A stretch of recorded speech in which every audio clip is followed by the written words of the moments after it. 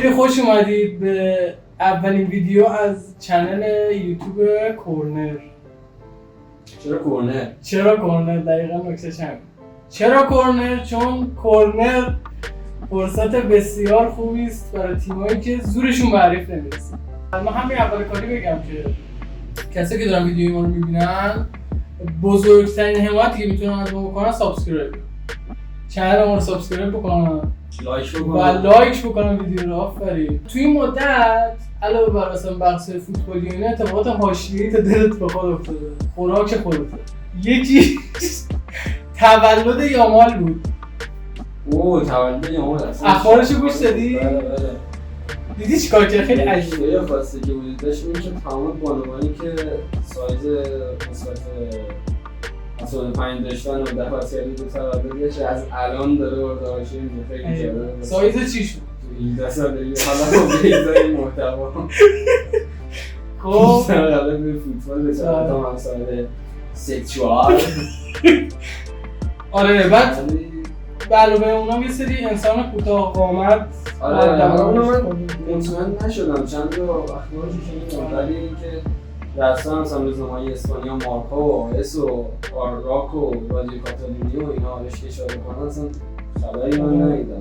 ولی یه سری دو تا چیز دیدم از اینکه مثلا خود این بنده خدا که قدشون کوتاهه، ولی من چی کوتاه قامت بودم مؤدبانه‌ترین شکل که معرفی شدن. مثلا مصاحبه کرده بود، گفته بود مثلا ما با دلخواه خودمون اصلا رفتیم، به این نیت نبود که مسخره. ولی خیلی عجیبه دیگه. یعنی یامال همونطور که الگوش نیماره، مسیرش هم نیماریه. آره واقعا مسیرش هم نیماریه. فکر می‌کنی ادامه بده این مسیر رو؟ آره من منتظر تتوام. جدی؟ آره نداره؟ نه تتو مسلمونه یامال. فکر می‌کنم مسلمون باشه، حالا مسلمون به اون معنی همون سنی دیگه حالا. مسلمون دیگه. چون روزه شنیدم میگه یا من صلاح مثلا مسلمون. آره. از مهمونایی که دعوت کرده. آره دیگه. آره این یکی از بحث‌های فان این چند وقت بود که بانمک بود. یه ذره البته پاشین که خیلی بانمک نیست، مثلا برای یامال تیپ دست. ولی من تو چند سالمونه؟ من مهدی هستم 22 ساله. تو 22 سالته، من 21 سالم. 18 سالشه. ببین کجاست، چه پولی داره. موقعی که از حسرتی. ولی میخوام بگم این بخش نسبتاً فان ماجرا و حاشیه و اینا، بخش تلخ هم داشتیم. کی باورش میشه دیگو ژوتا نباشه؟ ناراحت کننده بود. اصلا مگه میشه؟ آره دیگو ژوتا واقعا نبودش، خیلی عجیب بود. تو فیفا بازی کردی با؟ آره من لیورپول هم داشتم همیشه بازیش می‌دادم. مثل چی میدوید؟ خیلی حیف. من واقعا هفته قبل از اینکه از دنیا بره باهاش تمام فیفا داشتم بازی می‌کردم با لیورپول. اینا دیگو ژوتا مهاجم کم بود و جزء مهاجمایی بود که خیلی اسمشو نمیشنید کسی. یعنی یه حالت تو سایه. آفرین. الفاظ عمیق رو خیلی underrated بود دوبارشون. یعنی اسمش نمیاد ولی واقعا بازیکن خوبی بود. کارو در می‌آورد. آره. یکی از گل‌های مهمش تا اون فصل پیش جلو اورتون اگه اشتباه نکنم. اصلا باعث شد لیورپول بیفته رو اون رونده و بره قهرمانی. خیلی عجیب بود دیگه واقعا.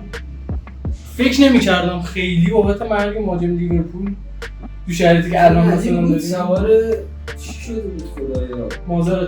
مازراتی. بعد لاستیک مازراتی رو مثلا پراید بود. آره. دقیقاً. بعد ماشین اینو پراید بود. چرا باید لاستیک بذاری که ماشین چپش ماشین اون باید؟ خیلی عجیبه. بعد واقعا تبدیل به پراید شده بود. یعنی عکسایی که پراید میاد دست بکنه شدن. با توجه به احترام پراید من خودم پراید دارم، با خیلی ماشین دوست داشتنیه. فقط چیز عجیبیه برای مربی. یعنی تو همه جوره به عنوان سرمربی احتمال میدی بازیکنات از دست بدی و مشکل بخوره تیم جز اینکه بمیرن. آره واقعا. یعنی مثلا مصدوم میشه، خوب میشه. یه فصل بعد هست. آره. اونجا به دوران موجیش برنگره. ژوتا کلا از تو واقعا جایگزین خیلی خلاصه که واقعا ناراحت کننده بود و اومد نمیدونم اومدیم جلوتر یا قبلش جام باشگاه جهان شروع شده. بعد چه تورنمنت عجیبی بود.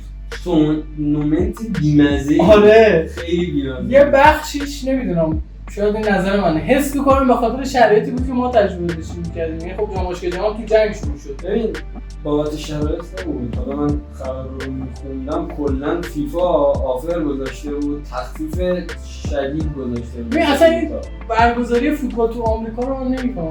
اصلا چند کیفیت پایین. ببین فوتبالی نیستن. آره بعدش اولشون بسکتبال دیگه. تو توش بسکتبال برگزار کن کیف کن، ولی فوتبال خیلی دیگه تورنمنت خیلی بگیر نگیر داشت. حالا میگم یه بخشی شاید به خاطر شرایطی بود که ما داشتیم مثلا وقت نمی‌کردیم خیلی ببینیم بازی. ولی من مثلا بازیایی که دیدم، یکی این که کلا فلسفه جام باشگاه جهان خیلی عجیبیه. یعنی هم فنی به بازیکن‌ها به نظرم خیلی آسیب زد. هم تورنمنت مسخره چرا با برگزار شده؟ بعد تورنمنت در نیومده بود. یعنی مثلا من وقتی زیرنویس می‌دیدم مثلا شبکه 3 زیرنویس کرده بازی پالمیراس میخوام بدم با مثلا اف سی دبل کره مثلا. کی می‌بینه؟ اصلا میگی با چلسی کی می‌بینه؟ واقعا جذاب نبود. فقط جنبه مالی داره. آره بعد مثلا فکر می‌کردم به اینکه ممکنه اسم تیم مثلا گل زننده باشه. تا مثلا فوتبال آمریکای جنوبی ممکنه جذاب باشه تقابلش تو اروپا و اینا. ولی نبود. یعنی بازی‌ها اصلا خیلی سطح‌ها بالا پایین، بعد کیفیت تصاویر بعد بازی‌ها همه تو آفتاب، از خیلی چیز عجیب غریبه. و در نهایت هم که صرفاً واسه چلسی خوب بود. با 40 تا بازیکن تو اسکوادش. یعنی واسه هیچ تیمی خوب نبود. همون تیم تا صبح بازیکن داشت. خستگی بازیکن‌ها بود. واسه همینم به نظر یکی از دلایل مهمی که چلسی قهرمان شد بابت اسکواد جام‌جور و خوبی بود که داشت. بکاپ‌های خوبی داشتیم. ولی اصلا باقی تیم‌ها اصلا رئال واقعاً کم آورده یه جایی. کم آورده بود با اینکه مهر اضافه شده بود. ولی خب هنوز تیم از نظر جسمی خسته بود. مربیشون هم تازه عوض کرده. بعد مثلا همین پاریس هم به نظرم یکی از دلایلی که نتونست فینال به اون شکلی که باید باشه خستگی بود. آره. 3 تا تورنمنت تو جام‌های داخلی بود. تو لیگ قهرمانان اروپا تا فینال رفته بود. دوباره یه ما بعد تورنمنت جدید با اون سبک بازی خیلی سخته بود. آخه پاریس هم کلا نحوه بازیش پرسه دیگه. آره. فقط میدونی ها. این دوه کجا در اومد یهو؟ من اینو اصلا نفهمیدم. من حالا مطالعه می‌کردم از رن اومده. از رن خرید. این فصل یعنی اومده بود اصلا تو آره پاریس. این فصل اومده بود. فکر کنم تو آکادمیشون بود. نه 19 سالش من فکر می‌کنم اول 14 میلیون یورو همچین مبلغی.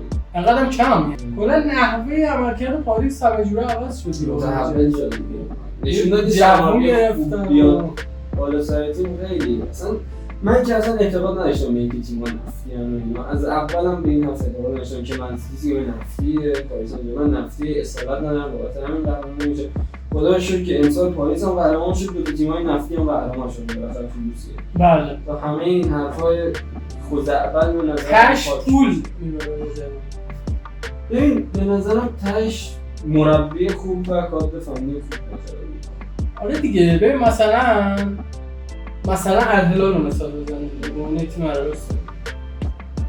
الان واقعا الهلالی که توی جام باشگاه جهان بود الهلال خوبی بود. آره خوب بود. سرمربیش عوض شد واقعا. اینزاگی رو آوردن چقدر فرق کرد تیم. با اینکه سیتی من هنوز به نظر این فصل مشکل عظیمی خواهد داشت ولی خوب بردن.